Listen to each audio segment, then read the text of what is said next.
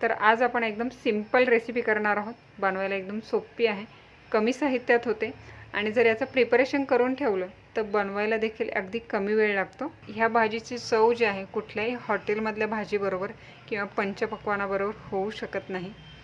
एकदम सोपी अशी रेसिपी घेवड्याच्या शेंगाची सुक्की भाजी आपण बनवणार आहोत। चवीला एकदम मस्त लागते आणि या पद्धतीने केलेली भाजी सगळ्यांना नक्कीच आवडेल। तर घेवड्याच्या शेंगांची सुक्की भाजी आपण टिफिनमध्ये नेऊ शकतो, चपातीबरोबर भाकरीबरोबर देखील खायला छान लागते। मोठ्यांपासून लहानांपर्यंत नक्कीच सर्वांना आवडेल। तर रेसिपी शेवटपर्यंत पाहत राहा।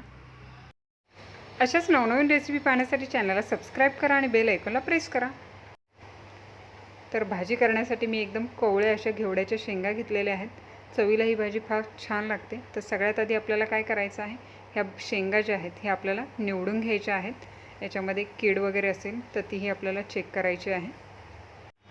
तर शेंगा निवडताना अशा दोन्ही टोकाकडच्या शिरा ज्या आहेत त्या काढून घ्यायच्या आहेत। ह्या शेंगा एकदमच कोवळ्या आहेत त्याच्यामुळे याच्यामध्ये शिरा निघत नाही आहे। शिरा काढल्याच्या नंतर शेंग या पद्धतीने ओपन करून घ्यायची आहे आणि कीड आहे की नाही हे पाहून घ्यायचं आहे आणि शेंगांचे बारीक बारीक तुकडे हातानेच करून घ्यायचे आहे। ह्या पूर्ण मी निवडून पाण्यामध्ये भिजत ठेवलेले आहेत। बरेच जण या शेंगा ज्या आहेत सुरीने कापून घेतात, पण कापून घेण्यापेक्षा हाताने निवडलेल्या शेंगा चांगल्या। तर ह्या पाण्यात स्वच्छ धुवून झाल्याच्या नंतर मी आता यातलं पाणी सगळं काढून घेतलेलं आहे। त्यानंतर एक कढई गरम करून घेतलेली आहे। कढई गरम झाल्याच्या नंतर त्याच्यामध्ये मी टाकलेलं आहे 2 चमचे तेल।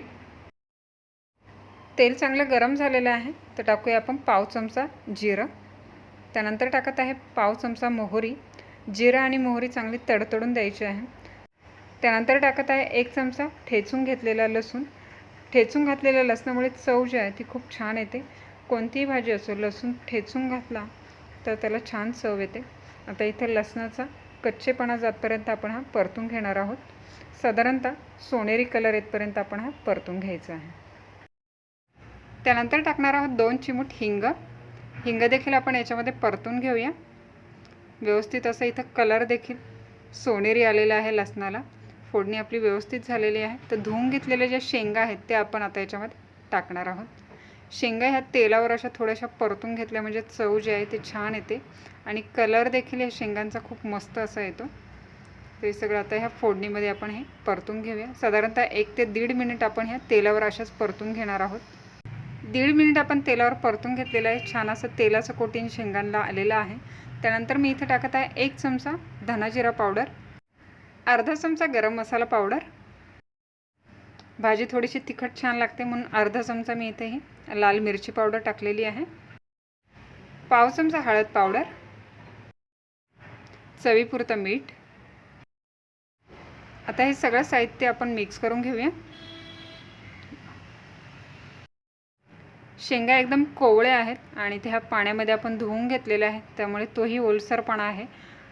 त्यामुळे आधी ह्या शेंगा आपण वाफेवरच शिजवून घेणार आहोत, कारण ह्या सुक्या बनवायच्या आहेत आणि जर गरज वाटली तर पाण्याचा थोडासा वापर करणार आहोत।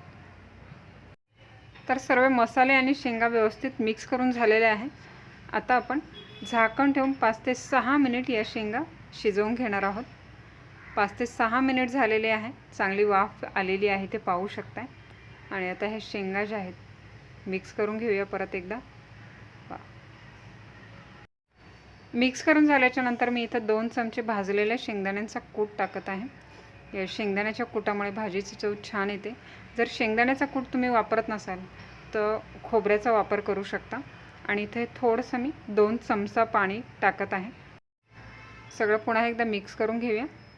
शिजेपर्यंत पाणी जे आहे ते पूर्णपणे आटलं जाईल आणि भाजी जी आहे आपली सुक्की होईल।